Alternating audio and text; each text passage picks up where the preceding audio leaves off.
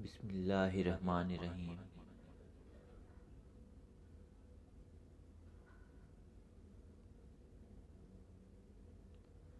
حدیث نبوی صلی اللہ علیہ وسلم۔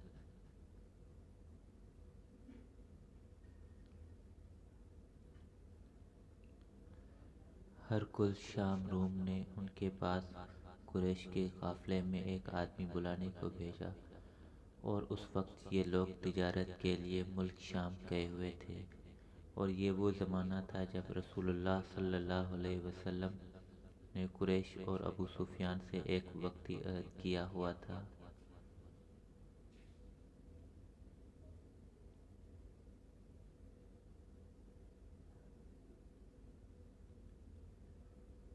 جب ابو سفیان اور دوسرے لوگ ہرقل کے پاس ایلیا پہنچے، جہاں ہرقل نے دربار طلب کیا تھا، اس کے گرد روم کے بڑے بڑے لوگ، علماء، وزراء، امراء بیٹھے ہوئے تھے۔ ہرقل نے ان کو اور اپنے ترجمان کو بلوایا۔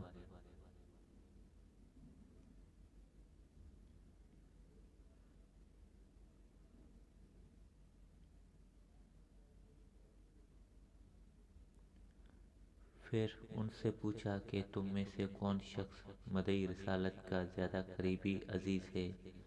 ابو سفیان کہتے ہیں کہ میں بول اٹھا کہ میں اس کا سب سے زیادہ قریبی رشتہ دار ہوں۔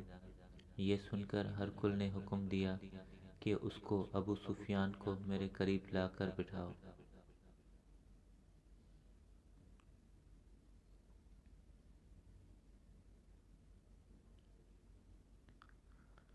اور اس کے ساتھیوں کو اس کی پیٹھ کے پیچھے بٹھا دو۔ پھر اپنے ترجمان سے کہا کہ ان لوگوں سے کہہ دو کہ میں ابو سفیان سے اس شخص کے یعنی محمد صلی اللہ علیہ وسلم کے حالات پوچھتا ہوں۔ اگر یہ مجھ سے کسی بات میں جھوٹ بول دے تو تم اس کا جھوٹ ظاہر کر دینا۔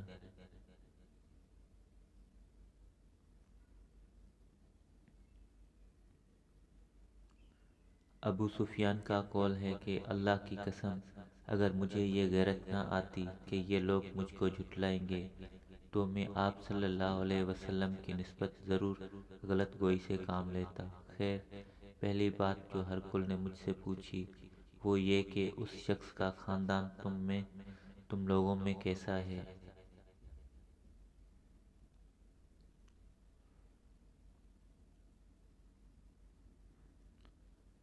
میں نے کہا وہ تو بڑے اونچے عالی نسب والے ہیں۔ کہنے لگا اس سے پہلے بھی کسی نے تم لوگوں میں ایسی بات کہی تھی؟ میں نے کہا نہیں۔ کہنے لگا اچھا، اس کے بڑوں میں کوئی بادشاہ ہوا ہے؟ میں نے کہا نہیں۔ پھر اس نے کہا بڑے لوگوں نے اس کی پیروی اختیار کی ہے یا کمزوروں نے؟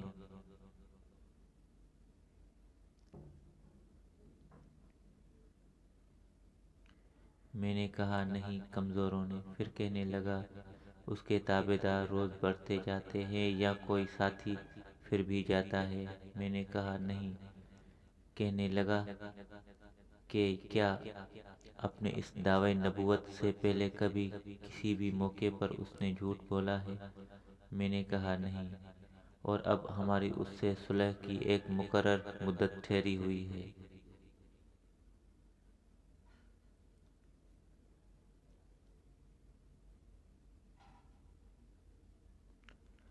معلوم نہیں وہ اس میں کیا کرنے والا ہے۔ ابو سفیان کہتے ہیں میں اس بات کے سوا اور کوئی جھوٹ اس گفتگو میں شامل نہ کر سکا۔ ہرقل نے کہا کیا تمہاری اس سے کبھی لڑائی بھی ہوتی ہے؟ ہم نے کہا ہاں۔ کہ بولا پھر تمہاری اور اس کی جنگ کا کیا حال ہوتا ہے؟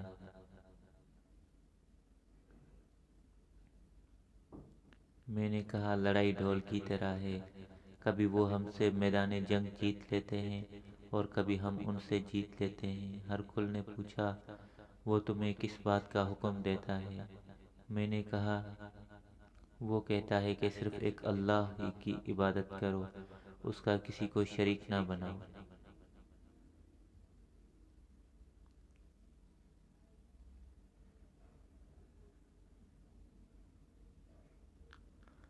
اور اپنے باپ دادا کی شرک کی باتیں چھوڑ دو اور ہمیں نماز پڑھنے، سچ بولنے، پرہیزگاری اور صلح رحمی کا حکم دیتا ہے۔ یہ سن کر ہرقل نے اپنے ترجمان سے کہا کہ ابو سفیان سے کہہ دیں کہ میں نے تم سے اس کا نسب پوچھا تو تم نے کہا کہ وہ ہم میں عالی نسب ہے۔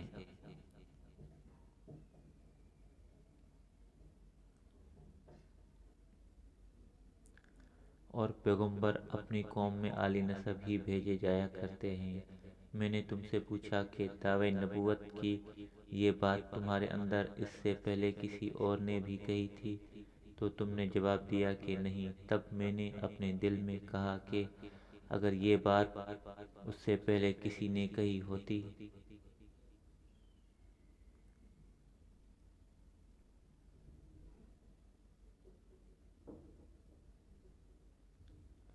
تو میں سمجھتا کہ اس شخص نے بھی ایسی بات کی تلقین کی ہے جو پہلے کہی جا چکی ہے۔ میں نے تم سے پوچھا کہ اس کے بڑوں میں کوئی بادشاہ بھی گزرا ہے؟ تم نے کہا کہ نہیں۔ تو میں نے دل میں کہا کہ ان کے بزرگوں میں سے کوئی بادشاہ ہوا ہوگا۔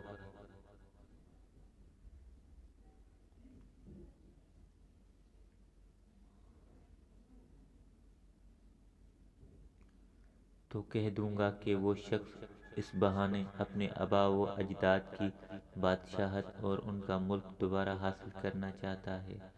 اور میں نے تم سے پوچھا کہ اس بات کے کہنے یعنی پیغمبری کا دعویٰ کرنے سے پہلے تم نے کبھی اس کو دروغ گوئی کا الزام لگایا ہے؟ تم نے کہا کہ نہیں۔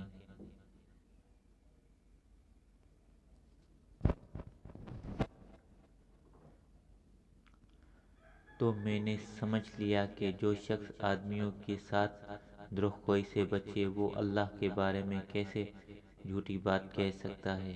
اور میں نے تم سے پوچھا کہ بڑے لوگ اس کے پیرو ہوتے ہیں یا کمزور آدمی؟ تم نے کہا کمزوروں نے اس کی اتباع کی ہے۔ تو دراصل یہی لوگ پیغمبروں کے متبعین ہوتے ہیں۔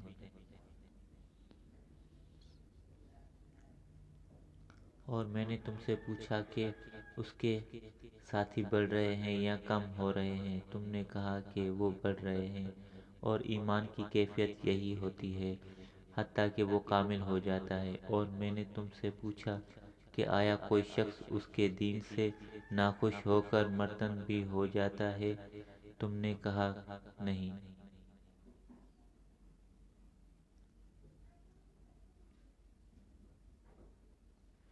تو ایمان کی خاصیت بھی یہی ہے جن کے دلوں میں اس کی مسرت رچ بس جائے وہ اس سے لوٹا نہیں کرتے۔ اور میں نے تم سے پوچھا کہ آیا وہ کبھی عہد شکنی کرتے ہیں؟ تم نے کہا نہیں۔ پیغمبروں کا یہی حال ہوتا ہے، وہ عہد کی خلاف ورزی نہیں کرتے۔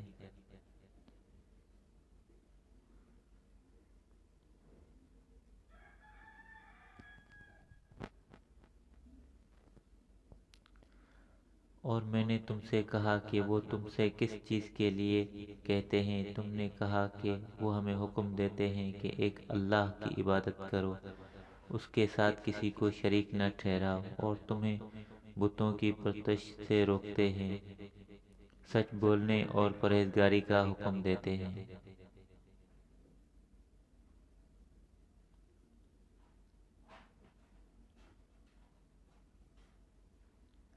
لہذا اگر یہ باتیں جو تم کہہ رہے ہو سچ ہیں تو عنقریب اس جگہ کا مالک ہو جائے گا کہ جہاں میرے یہ دونوں پاؤں ہیں۔ مجھے معلوم تھا کہ وہ پیغمبر آنے والا ہے مگر مجھے یہ معلوم نہیں تھا کہ وہ تمہارے اندر ہوگا۔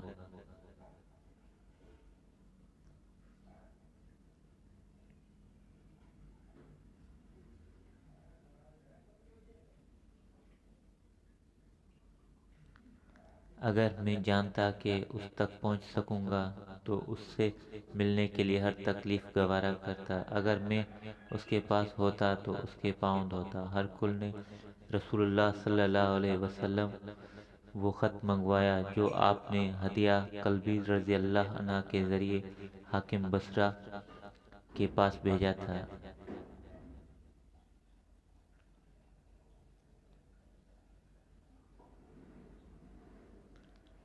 اور اس نے وہ ہرکل کے پاس بھیج دیا تھا۔ پھر اس کو پڑھا تو اس میں لکھا تھا، اللہ کے نام کے ساتھ جو نہایت مہربان اور رحم والا ہے۔ اللہ کے بندے اور اس کے پیغمبر محمد صلی اللہ علیہ وسلم کی طرف سے یہ خط ہے شام روم کے لیے۔ اس شخص پر سلام ہو جو ہدایت کی پیروی کرے۔ اس کے بعد میں آپ کے سامنے دعوت اسلام پیش کرتا ہوں۔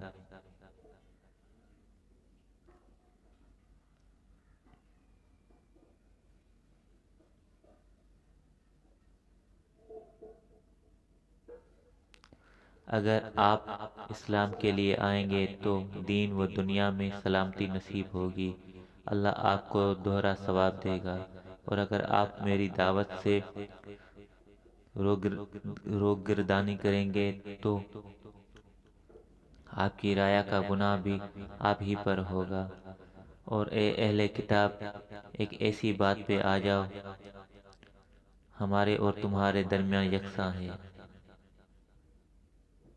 وہ یہ کہ ہم اللہ کے سوا کسی کی عبادت نہ کریں اور کسی کو اس کا شریک نہ ٹھہرائیں، اور ہم میں سے کوئی بھی کسی کو اللہ کے سوا اپنا رب بنائے۔ پھر اگر وہ اہل کتاب اس بات سے منہ پھیر لیں تو مسلمانوں، تم ان سے کہہ دو کہ تم مانو یا نہ مانو، ہم تو ایک اللہ ہی کی اطاعت گزار ہیں۔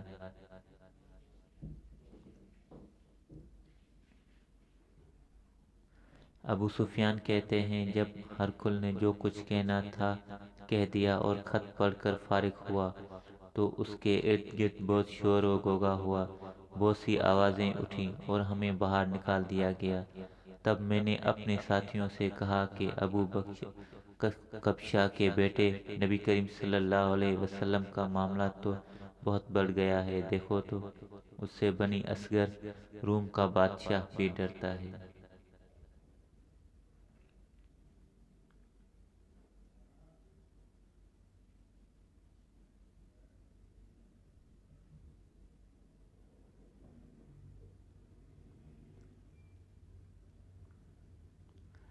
مجھے اس وقت سے اس بات کا یقین ہو گیا کہ نبی کریم صلی اللہ علیہ وسلم عنقریب غالب ہو کر رہیں گے، حتیٰ کہ اللہ نے مجھے مسلمان کر دیا۔ راوی کا بیان ہے کہ ابن ناطور ایلیا کا حاکم ہرکل کا مصاحب اور شام کے نصرہ کا لاٹ پادری بیان کرتا تھا کہ ہرکل جب ایلیا آیا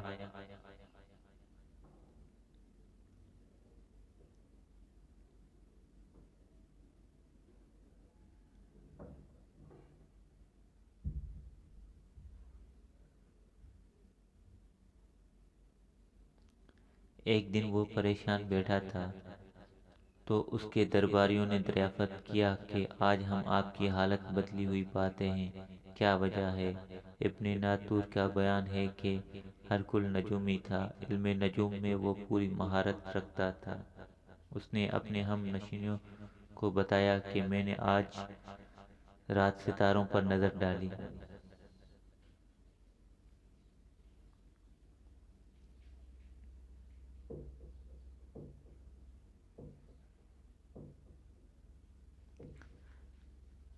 تو دیکھا کہ ختنہ کرنے والوں کا بادشاہ ہمارے ملک پر غالب آ گیا ہے۔ بھلا اس زمانے میں کون لوگ ختنہ کرتے تھے؟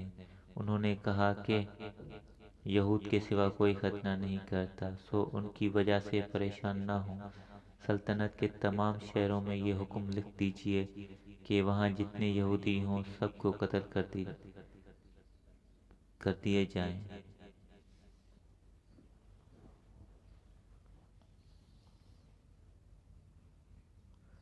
وہ لوگ انہی باتوں میں مشغول تھے کہ ہرکل کے پاس ایک آدمی لایا گیا جسے شاہ غسان نے بھیجا تھا۔ اس نے رسول اللہ صلی اللہ علیہ وسلم کے حالات بیان کیے۔ جب ہرکل نے سارے حالات سن لیے تو کہا کہ جا کر دیکھو وہ ختنہ کیے ہوئے ہیں یا نہیں۔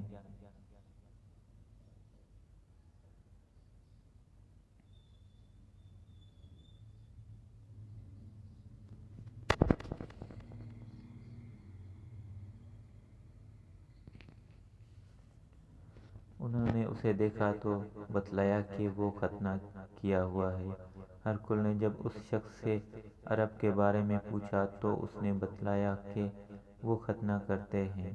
تب ہرکل نے کہا کہ یہی محمد صلی اللہ علیہ وسلم اس امت کے بادشاہ ہیں جو پیدا ہو چکے ہیں۔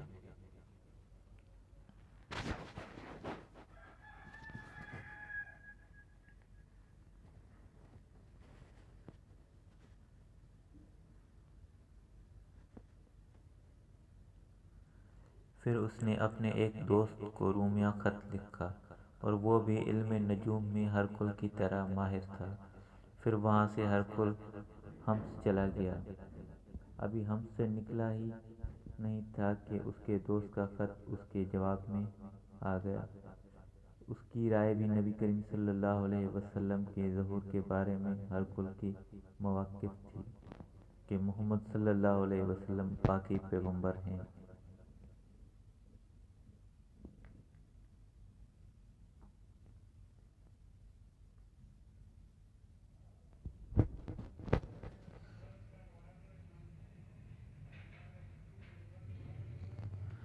اس کے بعد ہرکل نے روم کے بڑے آدمیوں کو اپنے حمص کے محل میں طلب کیا، اور اس کے حکم سے محل کے دروازے بند کر لیے گئے۔ پھر وہ اپنے خاص محل میں سے باہر آیا اور کہا، اے روم والو، کیا ہدایت اور کامیابی میں کچھ حصہ تمہارے لیے بھی ہے؟ اگر تم اپنی سلطنت کی بقا چاہتے ہو تو پھر اس نبی کی بیعت کر لو اور مسلمان ہو جاؤ۔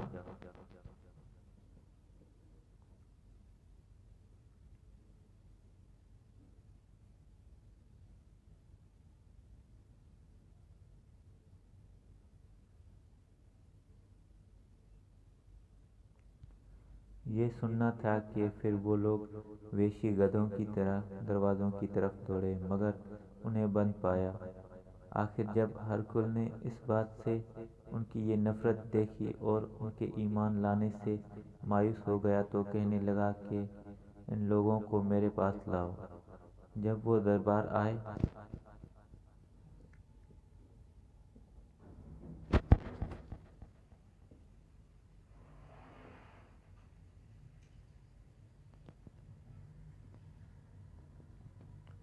تو اس نے کہا، میں نے جو بات کہی تھی اس سے تمہاری دینی پختگی کی آزمائش مقصود تھی، سو میں نے دیکھ لی۔ تب یہ بات سن کر وہ سب کے سب اس کے سامنے سجدے میں گر پڑے اور اس سے خوش ہو گئے۔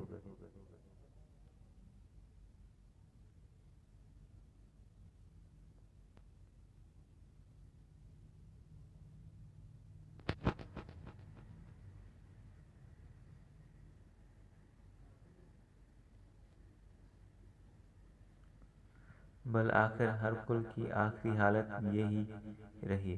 ابو عبداللہ کہتے ہیں کہ اس حدیث کو صالح بن کیسان، یونس اور معمر نے بھی زہری سے روایت کیا ہے۔